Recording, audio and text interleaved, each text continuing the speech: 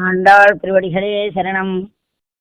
ஈசகே சன்னெங்கும் ஆனை சாத்தங்கலந்து பேசின பேய்ச்சரவன் கேட்டிலையோ பேய்ப் பெண்ணை காசும் பிறப்பும் கலகலப்ப கைபேர்த்து வாசனருங்குவல் ஆத்தியர் மத்தினால் ஓசப்படுத்த கைரவன் கேட்டிலையோ நாயக பெண்பில்லாய் நாராயணன் மூர்த்தி கேசவனை பாடவும் நீ கேட்டே கிடத்தியோ దేశముడయాయ్ తరవేలోర్ ఎంపావాయ్.